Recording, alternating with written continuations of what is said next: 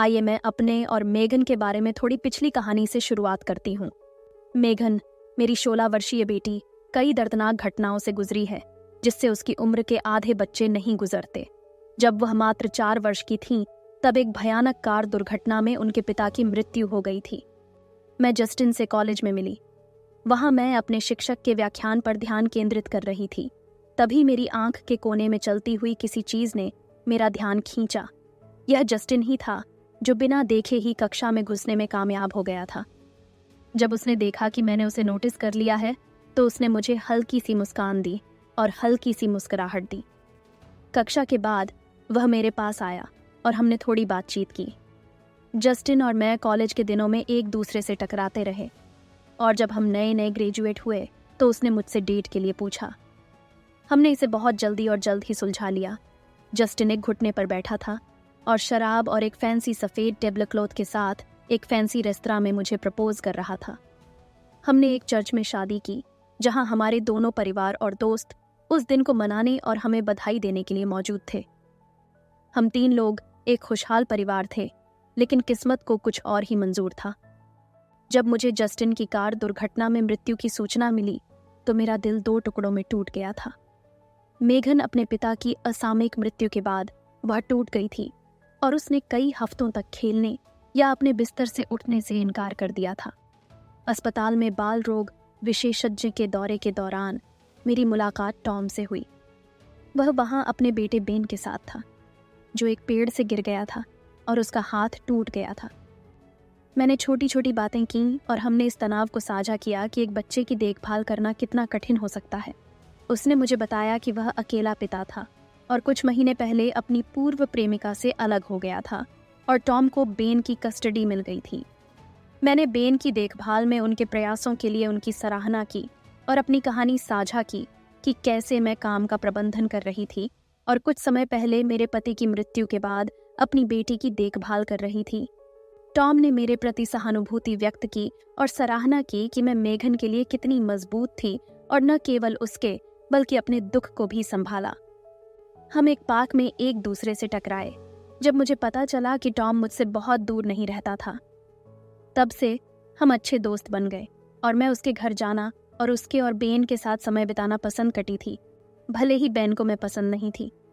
मुझे लगा कि वह मेघन के लिए एक अच्छा साथी साबित होगा।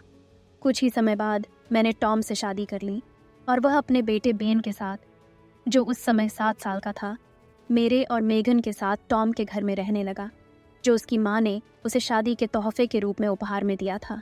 मेघन इस बदलाव से खुश नहीं थी क्योंकि उसे बेन के साथ अच्छा व्यवहार नहीं मिल रहा था। हमने सोचा कि वे इसमें विकसित होंगे और शायद एक दिन एक दूसरे को भाई बहन के रूप में स्वीकार करेंगे और अच्छे दोस्त बनेंगे। जब मेघन 14 वर्ष की थीं, तब उसे त्वचा कैंसर के प्रारंभिक रूप का पता चला था। उपचार के लिए 2 वर्षों के दौरान उसे मेडिसिन की भारी खुराक की आवश्यकता थी। 2 साल बाद जब हमें खबर मिली कि कैंसर खत्म हो गया है तो हमने जश्न मनाया, लेकिन इस प्रक्रिया में मेघन को कुछ खोना पड़ा। जब इलाज शुरू हुआ तो उसके बाल झड़ने शुरू हो गए थे और जब इलाज खत्म हुआ तो उसके सिर पर बमुश्किल ही बाल बचे थे। मेघन एक सामाजिक व्यक्ति थी। उसने अपने स्कूल में बहुत सारे दोस्त बनाए थे और हमारे परिवार के बीच भी उसका अच्छा मेलजोल था। लेकिन बाल झड़ने के बाद मेघन ने समाज से पीछे हट गई थी। वह अपने तक ही सीमित रही और किसी से भी बात करने से इनकार कर दिया। वह अब अपनी शक्ल सूरत को लेकर असुरक्षित थी और अपने दोस्तों से नहीं मिलती थी या हमारे घर पर उनका स्वागत नहीं करती थी। यहाँ तक कि उसने परिवार के सदस्यों से व्यक्तिगत रूप से मिलने से भी इनकार कर दिया।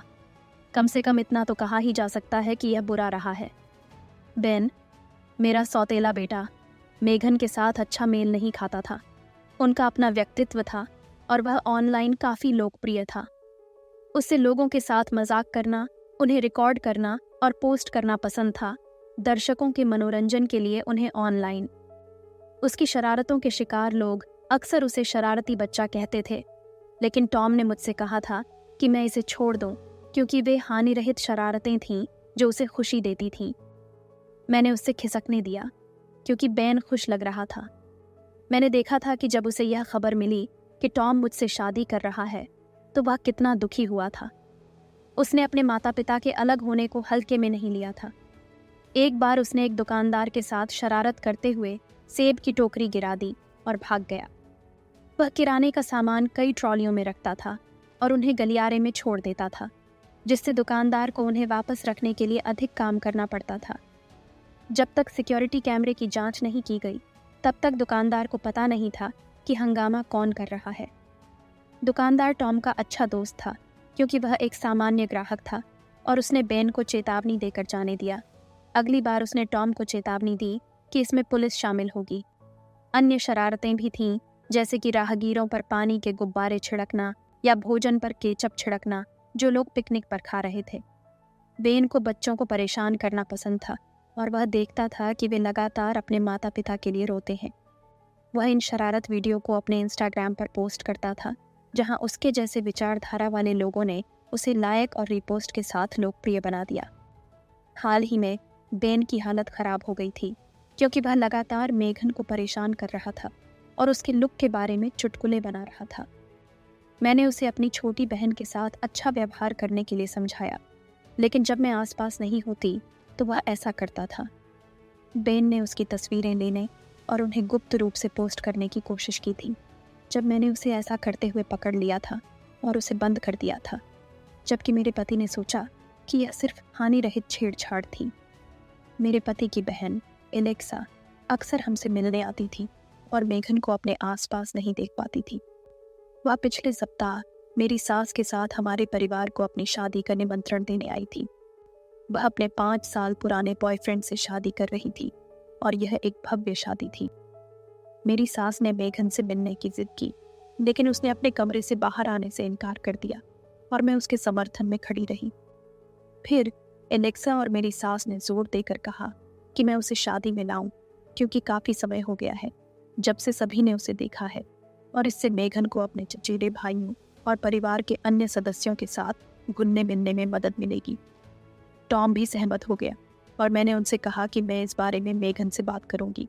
उसने साफ इनकार कर दिया और मैंने उसे यह देखने में मदद करने में बहुत समय बिताया कि उसके परिवार के सदस्य उसकी शक्ल सूरत की परवाह किए बिना उसकी देखभाल करेंगे और उसे फिर से सामाजिककरण शुरू करने और परिवार से मिलने के लिए मनाने की कोशिश की। आखिरकार वह एक शर्त पर मान गई थी कि मैंने उसे शादी में विग पहनने दिया। मैं बहुत खुश हुई और स्वीकार कर लिया उसकी हालत। और चूंकि शादी 1 हफ्ते बाद थी, हम उसी दोपहर खरीदारी करने निकले और उसके लिए एक पिक्सी हेयर स्टाइल विग खरीदा, जिसे मैंने उसे चुनने दिया। इसमें मेघन बेहद खूबसूरत लग रही थी, कम से कम मैंने ऐसा सोचा। बेन और टॉम उसकी पीठ पीछे की ओर देखने पर हंस रहे थे और मैंने उन्हें ऐसा करने के लिए डांटा और कहा कि उसकी उपस्थिति में इस तरह से प्रतिक्रिया न करें, क्योंकि इससे उसे दुख होगा।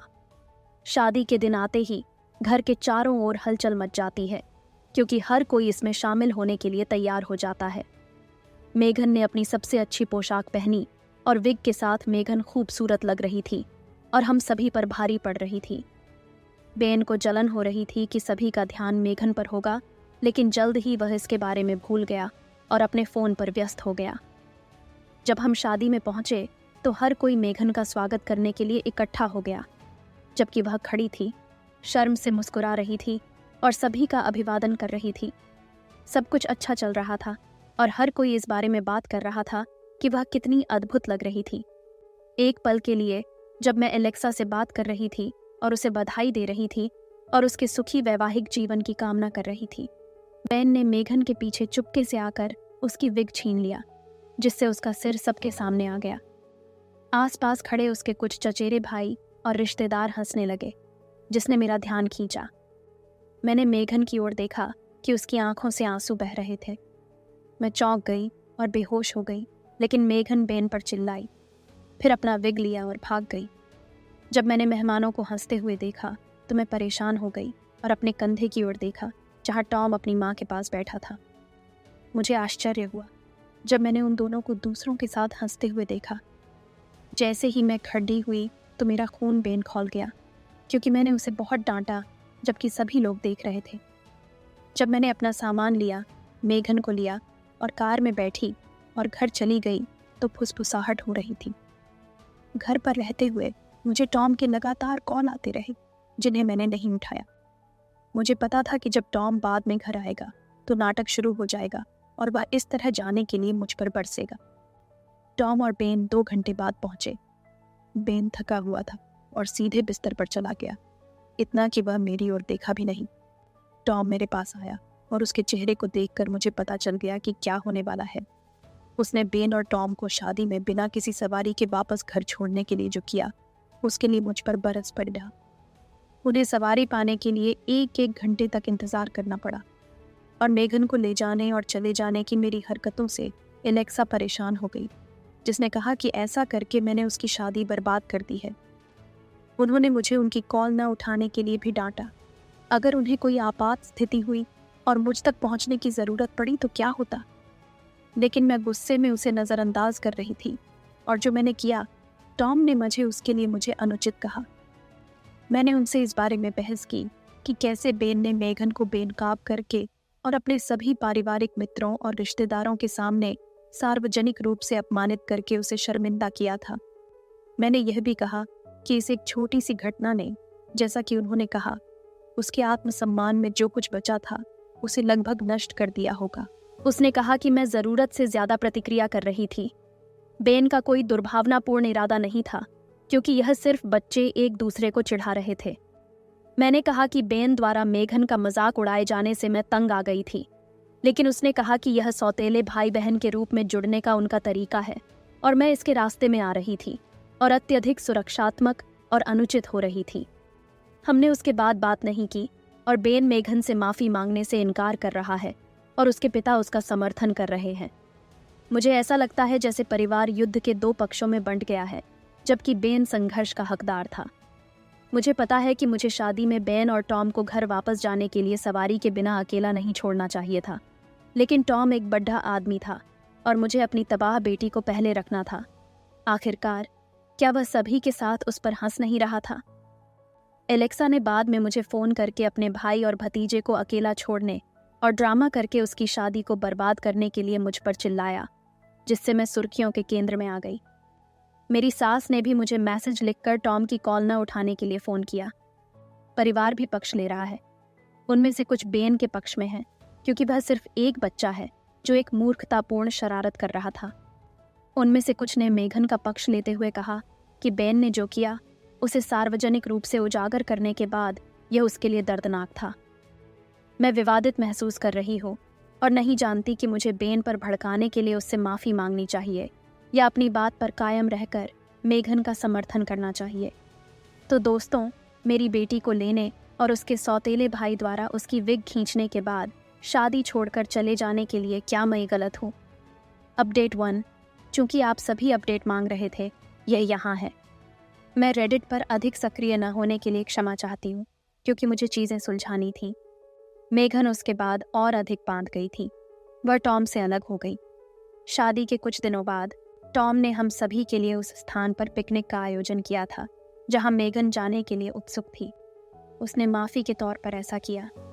बेन ने अपनी हरकतों को शांत रखा था और प्रतिशोध के डर से मेघन को काफ़ी समय तक परेशान नहीं किया था। मेघन ने बेन द्वारा किए गए अपमान को दिल से ले लिया था। मेरे लिए उसे शादी में अपने साथ चलने के लिए मनाना और उसे उसकी असुरक्षा से बाहर निकालना सचमुच कठिन था। वही असुरक्षा जो अब और भी अधिक तीव्रता के साथ वापस आ गई थी। मैं देख सकती थी कि मेघन को दर्द हो रहा था और वह मेरी बेटी को थोड़ा बेहतर महसूस करने में मदद करने के लिए कुछ करना चाहता था। इसके साथ और बेन के कृत्य के प्रति मेरे मन में जो गुस्सा था, उसे मिलाकर मैंने उससे बदला लेने का मन बना लिया था ताकि उसे सबक सिखाया जा सके। टॉम को दूसरे शहर में एक बिजनेस मीटिंग में जाना था। उसने बेन को अपने साथ ले जाने पर विचार किया, लेकिन मैंने यह कहते हुए टाल दिया कि यह मेघन के प्रति किस प्रकार पक्षपात प्रदर्शित करेगा और उसे दुखी करेगा। इसलिए उसने इसके खिलाफ निर्णय लिया और अकेले ही व्यापारिक यात्रा पर निकल गए। जैसे ही वह दरवाजे से बाहर गया, अगले दिन मैंने अपना बदला ले लिया। बेन सुबह सुबह खेल रहा था, जैसा कि वह आम तौर पर करता था। मैं उसे हंसते हुए और अपनी सौतेली बहन के साथ किए गए मजाक पर खुशियां मनाते हुए सुन सकती थी। इसे करने से पहले मेरे मन में परस्पर विरोधी भावनाएं थीं, लेकिन पूरे दिन रोती हुई मेघन की छवि मेरे दिमाग में घूम गई और मैं च्यूइंग गम लेने के लिए अपने शयन कक्ष में चली गई। मैं कुछ देर तक वहीं खड्डी उसे चबाती रही। बेन का खेल देखती रही और किसी को खराब खेलने के लिए धमकाता रहा। इससे मेरा गुस्सा और भड़क गया। मैं बेन के पास गई और उसके बालों पर च्यूइंग गम चिपका दिया। वह थोड़ी मात्रा में गोंद नहीं था क्योंकि उसके सारे बाल उसमें उलझ गए थे। वह अभी भी सभी के देखने के लिए गेम खेल रहा था। जब बेन ने अपना फ़ोन फेंक दिया और शीशे में देखने के लिए दौड़ा तो मैं स्क्रीन पर हंसी और इमोजी भरता हुआ देख सकती थी। फिर उसने ज़ोर से चिल्लाकर मुझे चौंका दिया और मेघन को जगाया, जो यह देखने के लिए अपने कमरे से बाहर भागी कि सारा हंगामा क्या था। जैसे ही उसने देखा कि बेन च्यूइंग गम लेकर रो रहा था, उसे उतारने की कोशिश कर रहा था और मुझे च्यूइंग गम का पैक हाथ में लिए हुए, उसे पता चल गया कि मैंने क्या किया है। मैंने उससे कहा कि मैंने यह उसके लिए किया है और अब बेन महसूस कर सकता है कि तुमने क्या महसूस किया और वह कभी भी किसी को परेशान नहीं करेगा अपनी शरारतों से। बेन की चीखें और तेज़ हो गईं और वह अपने कमरे की ओर भागा और अपने पीछे दरवाज़ा बंद कर लिया। मैं उस सन्नाटे में खड़ेड़ी रही जिसके बाद मेघन ने देखा और बिना कुछ कहे अंदर चली गई। मैंने गुस्से में आकर बेन पर कार्रवाई की और उसे उसके अनुयायियों के सामने अपमानित किया, जैसा उसने मेघन के साथ किया था। मैंने केवल उसे सबक सिखाने की आशा की थी, लेकिन मैंने इसे और भी बदतर बना दिया। बेन ऑनलाइन हंसी का पात्र बनने से निराश नहीं था और अपने कमरे से बाहर नहीं निकल रहा था। 2 दिनों में मैंने उसे घर के आसपास केवल तभी देखा जब वह खाना लेने के लिए बाहर आया। इससे जो एकमात्र अच्छी बात सामने आई वह यह थी कि बेन ने मेघन को उसके रूप रंग के बारे में परेशान करना बंद कर दिया था, क्योंकि वह भी अब वैसा ही दिखता था। मैं टॉम के व्यापारिक यात्रा से वापस आने से डर रही थी। बेन द्वारा उसके बेटे की खुशी, प्रतिष्ठा और बाल नष्ट करने के लिए, मुझ पर चिल्लाने के लिए, बेन द्वारा अपना सिर मुंडवाने के कुछ घंटों बाद उसने मुझे फ़ोन किया था, क्योंकि मैं उसे सबक सिखाना चाहती थी। कुछ दिनों बाद जब दरवाजे की घंटी बजी तो मुझे उम्मीद थी कि टॉम मुझे डांटने के लिए जल्दी यात्रा से वापस आ जाएगा, लेकिन वह एलेक्सा और मेरी सास थीं, जो अपने दोनों चेहरों पर गुस्से के भाव के साथ दरवाजे पर खड़ी थीं। इससे पहले कि मैं उनका अभिवादन कर पाता, उन्होंने मुझे एक तरफ धकेल दिया और बेन को पुकारते हुए घर में घुस गए। जैसे ही बेन ने उन्हें सुना, वह दौड़कर बाहर आया और मैंने देखा कि उसके पास एक बैग भरा हुआ था। जाने से पहले एलेक्सा और मेरी सास पीछे मुड़ी और बेन को गाली देने और उसे अपमानित करने के लिए मुझ पर चिल्लाईं। मैंने उनसे कहा कि ये सिर्फ बाल हैं और 1 या 2 दिन में वापस उगाएंगे। उन्होंने मुझे बताया कि मैंने बेन और उसके सभी फॉलोअर्स को खो दिया है और अब स्कूल में सभी उसे चिढ़ाएंगे। मैंने उन्हें बताया कि मेघन को भी ऐसा ही महसूस हुआ था जब बेन ने उसके लुक का मजाक उड़ाया था और उसकी तस्वीरें ऑनलाइन पोस्ट की थीं। बिना कुछ कहे उन्होंने बेन का बैग और उसका कुछ सामान उसके कमरे से उठा लिया और बेन के साथ ये कहते हुए चले गए कि टॉम घर आएगा और मुझे संभालेगा। तब तक बेन मेरी देखभाल में सुरक्षित नहीं था। मेघन ने मेरा समर्थन किया क्योंकि वह जानती थी कि मैंने जो किया वह उसके लिए था, उसका समर्थन करने के लिए और उस धमकाने वाले बेन के खिलाफ खड़ा होने के लिए। वह आई और मुझे गले लगा लिया जब मैं यह जानते हुए रोने लगी कि यह टॉम के साथ मेरी शादी का अंत भी हो सकता है। मेघन ने मुझे सांत्वना दी और कहा कि मैं टॉम को यह समझाने की कोशिश कर सकती हूँ जब वह वापस आता है, और वह समझ जाएगा क्योंकि वह अपने बेटे को किसी से भी बेहतर जानता है। लेकिन मुझे पता था कि टॉम की क्या प्रतिक्रिया होगी और यह अच्छा नहीं होगा। मुझे उम्मीद नहीं थी कि यह विस्फोट हो जाएगा। आप सभी टॉम और मेरे बीच टकराव के बारे में अपडेट मांग रहे थे। स्कूल में बेन की फेयरवेल बॉल थी और उसे उसमें जाना रद्द करना पड़ा क्योंकि उसका सिर मुड़ाकर उसका मजाक उड़ाया जाता। वह विग नहीं पहनना चाहता था क्योंकि मेघन को शादी में विग पहनना था, क्योंकि उसे विग छिन जाने और उसकी पोल खुल जाने का डर था। टॉम अपनी व्यावसायिक यात्रा से आया था और सीधे अपनी माँ के घर गया था जहाँ बेन रह रहा था। उसने बेन को उठाया और वापस हमारे घर चला गया। बेन के पास कहने को बहुत कुछ था। जो गुस्सा उसे पहली बार महसूस हुआ था वह पिछले 1 या 2 सप्ताह में कम हो गया था, और जब वह वापस आया तो वह लगभग ख़त्म हो चुका था, लेकिन वह अभी भी था। बेन अंदर आया और मुझसे नज़रें मिलाने या मुझसे बात करने से इनकार करते हुए सीधे अपने कमरे में चला गया। टॉम और मैंने पीछा किया। टॉम बेन के बिस्तर के किनारे पर बैठा था। उसका दिल भ्रम, क्रोध और चिंता के मिश्रण से भारी लग रहा था। उसने बेन को घूर कर देखा, जिसके बाल कभी घने और सुस्वादु थे और अब कटे हुए घास के लॉन की तरह थे। टॉम का दिमाग कारण समझने और सही शब्द ढूंढने की कोशिश में तेजी से दौड़ रहा था, क्योंकि वह स्थिति को पहले से भी बदतर नहीं बनाना चाहता था। जब बेन ध्यान से सुन रहा था तो टॉम ने मुझसे अपने कार्यों के बारे में स्पष्टीकरण देने को कहा।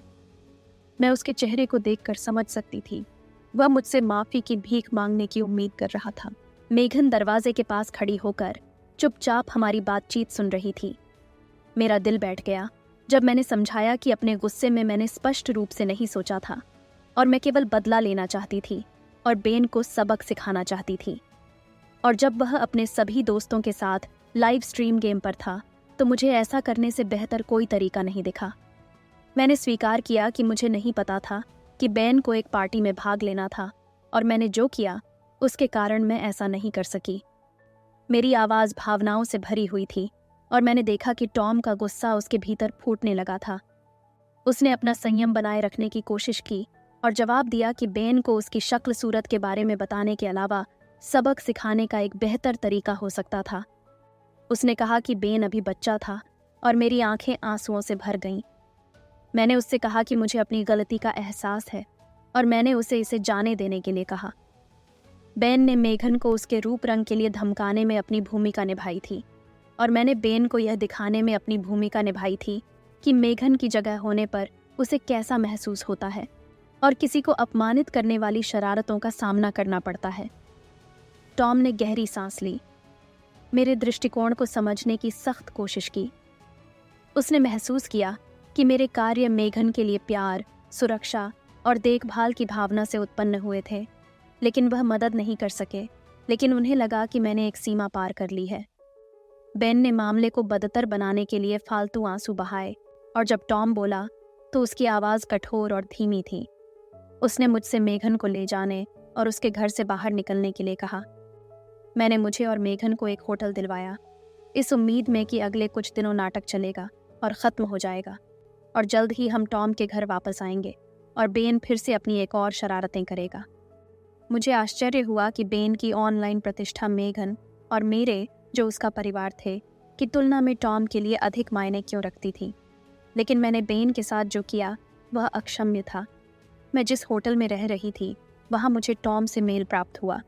जब मैंने खोला और अंदर तलाक के कागजात देखे तो मैं दुख से कांप उठी और कागजात मेरे हाथों से फर्श पर गिर गए। टॉम ने अपने बेटे को परेशान करने के लिए मेरे खिलाफ निरोधक आदेश भी दायर किया था। मैं जानती थी कि एलेक्सा और मेरी सास ने उसे ऐसा करने के लिए प्रेरित किया था। मैं टॉम के साथ अंतिम बात करना चाहती थी और यह जानना चाहती थी कि वह बेन के बालों के कारण हमारे परिवार को क्यों नष्ट कर रहा था, जो शायद अब तक वापस आ गए थे और उसकी सोशल मीडिया उपस्थिति ऑनलाइन थी। लेकिन अब ऐसा करना असंभव था। मैंने तलाक के कागजात पर हस्ताक्षर किए और बैंक ने मुझसे यह जानने के लिए संपर्क किया कि मुझे टॉम के बैंक खाते से और उस वसीयत से हटा दिया गया है जिसके लिए हमने एक साथ शर्त लगाई थी। मुझे और मेघन को रहने के लिए एक अपार्टमेंट ढूंढना होगा और चूंकि मेरे पास अभी भी नौकरी है इसलिए आने वाले वर्षों में मेरे और मेरी बेटी के भरण पोषण के लिए यह पैसा पर्याप्त होगा। तलाक मेरे कंधों से एक बोझ जैसा महसूस हुआ था। मेघन की भावनाओं को आहत करने या उसे असुरक्षित महसूस कराने के लिए अब कोई बेन नहीं था और न ही कोई टॉम था जो केवल अपने बेटे का पक्ष लेता, भले ही वह ज़्यादातर समय गलती पर होता। मैं अपने और मेघन के लिए जीवन बनाने और लक्ष्य के लिए कड़ी मेहनत करने के लिए उत्सुक हूँ। आखिरकार मेघन की खुशी से बढ़कर मेरे लिए कुछ भी नहीं था।